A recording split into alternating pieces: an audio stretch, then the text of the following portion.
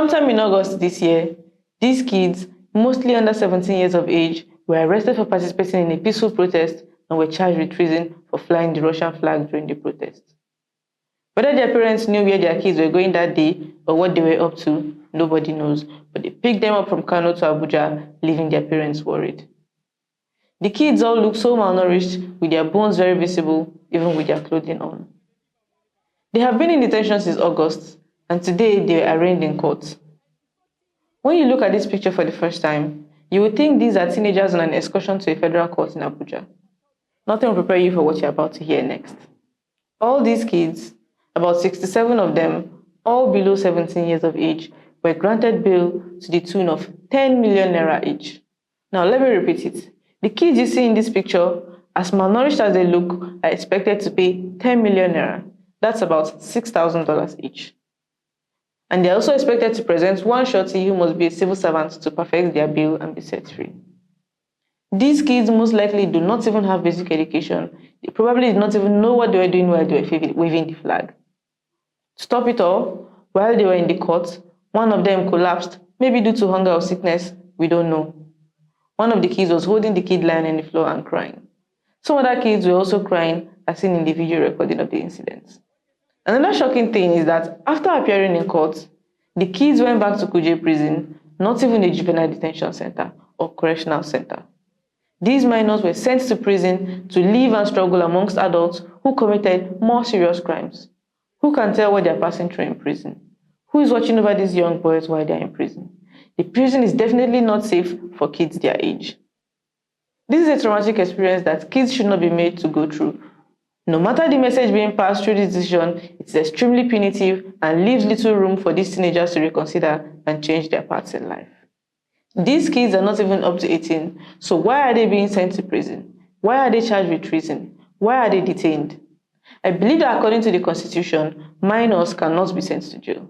The counsel to the federal government, Ezekiel, came out to say that these kids are adults and most of them are married men. These boys that we brought to the court today,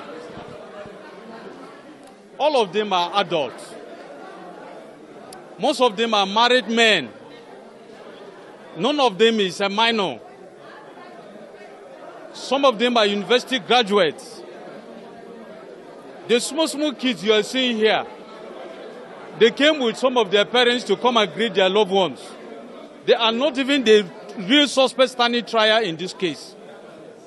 These boys were arrested in Kaduna and Zaria. Imagine the level we find ourselves now. Do you know how much it costs us to be at this level of a democracy in this country? These young boys are trying to destabilize Nigeria using the Russian flags and other countries, calling on the military to remove our president. Is it fair to even remove the state governors that they don't want democracy again? If you don't like democracy, are we forcing you? You go back home and sit. Everybody is enjoying their fundamental rights. Nobody is abusing their rights. Everybody is enjoying free movement and everything's are moving fine in the country.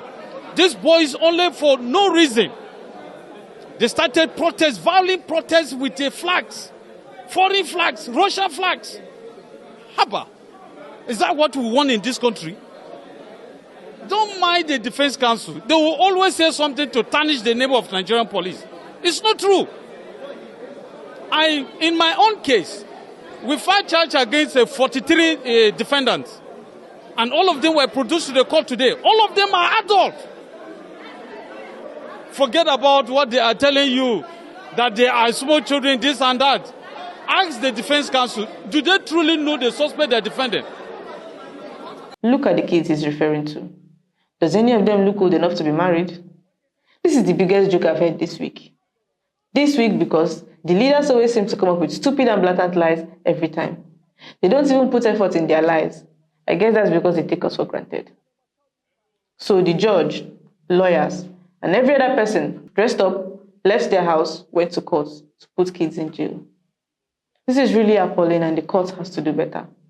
Now let's talk about the outrageous sum they've been asked to pay before they will be granted bail. Merely looking at these kids, You can tell there's no way they will be able to pay that amount of money. With the current situation of the country and the economic crisis, 80% or even more of Nigerians cannot cover that sum of money for their daily living or even to pay for medical bills. But these kids are expected to pay 10 million naira before being granted bail.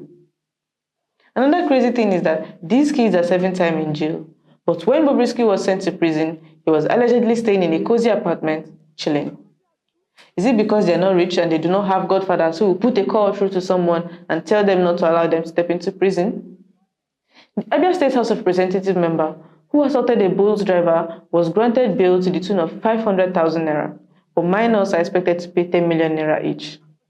That's just stop fooling on the part of the court. What are they benefiting from leaving these kids in jail? The partial treatment the poor masses receive in this country is alarming and should be eliminated immediately. Perry Darkman has also appealed to the government to let them go back to their parents in a video released earlier today. The path the courts are going with this is the wrong path, and this is not a road that leads to the promised land, and it is very heartbreaking. Something should be done about this before the kids get hot in prison or even start falling sick due to malnourishment, and God forbid, even start dying. This situation raises several critical issues that are both legal and ethical in nature. Firstly, the rights of minors. The arrest and detention of minors for participating in a peaceful protest raises serious concerns about their rights. International conventions, such as the Convention on the Right of the Child, emphasizes the protection of children's rights, including the rights to freedom of expression. Charging minors with serious offenses like treason contradicts these principles. The judicial system and fair trial. The bail amount set for these children is exorbitant, especially considering their socio-economic background. It raises questions about the accessibility of justice in Nigeria and whether the legal system is fair and equitable.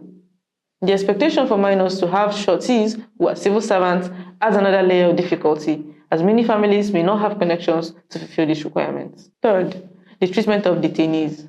Sending minors to an adult prison like Kuje prison instead of a juvenile facility is particularly concerning. The risk associated with placing young vulnerable individuals in environments meant for adults who may have committed serious crimes are profound.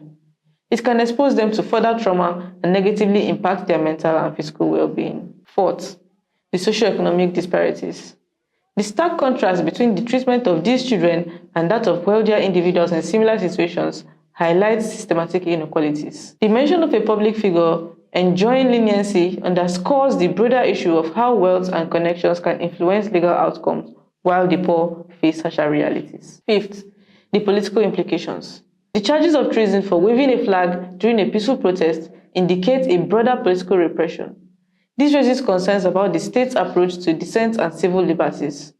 It suggests a climate of fear where even children can be criminalized for expressing their views, stifling future generations' ability to engage in civic activism. Lastly, mental health and well-being. The psychological toll on these children who have already experienced malnourishment and trauma cannot be overlooked.